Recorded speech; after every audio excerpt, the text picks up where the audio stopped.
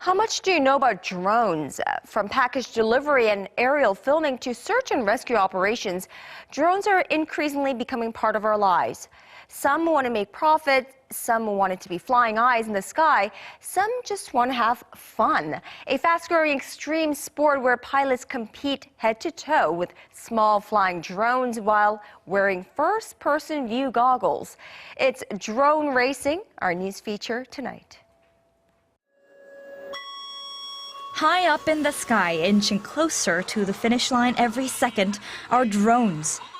When a drone safely passes through obstacles, barely avoiding what could have been an inevitable crash, spectators simply can't help but to contemplate in awe. The vivid thrill of flying these machines has inspired a new trend that's gaining widespread popularity by the day: drone racing. It was very lively. I found it amazing how quickly the racers can fly their drones on such a short track. I think drone racing is spiritually healing because I can feel like a bird flying freely in the skies. Drones in 2015 have already become a global hit. It's basically an unmanned aircraft with a remote control. Prototype drones were first developed for military purposes in the early 2000s, but recently drones have taken civilian industries by storm. They can be equipped with many attachable devices, including cameras, sensors, and even communication systems.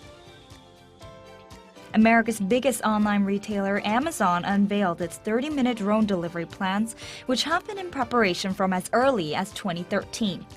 Drones are also useful in emergency situations.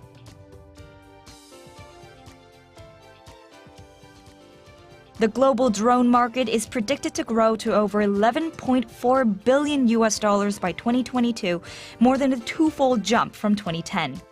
The commercialization of drones represents an industrial revolution in the skies. The growth so explosive that in 10 years, it'll be an $86 billion business with 200,000 jobs created. Research in drones has been speeding up in Korea as well, currently 7th in the world for drone technology.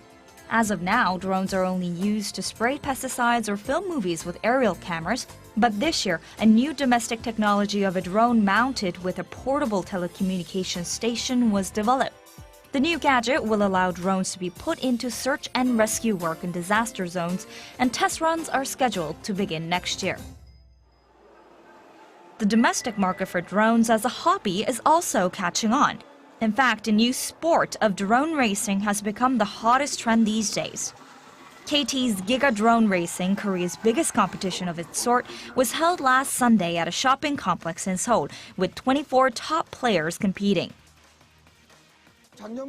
Since last year, drone racing has experienced a boom around the world. There are even countries, including Australia and Israel, that have done drone racing leagues. Cameras set on the drones film what's in front of the aircraft and show it live on the racer's smart goggles. Players can experience what flying in virtual reality is, and that's why they call the sport first-person view racing.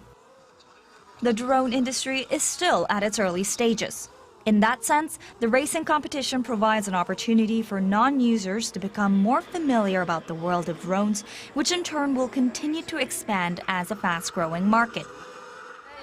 I was surprised at how fast they were, just like in the movies. I'd like to learn to fly them myself. Drones are being utilized in new ways, like in the portable telecom station called LTE Drone Service and a communication network for safety on oceans. It's a field that can leverage the synergy between the speed of a racing drone and the high-quality communication service offered by the LTE Drone Service. KT will continue to host bigger drone racing competitions.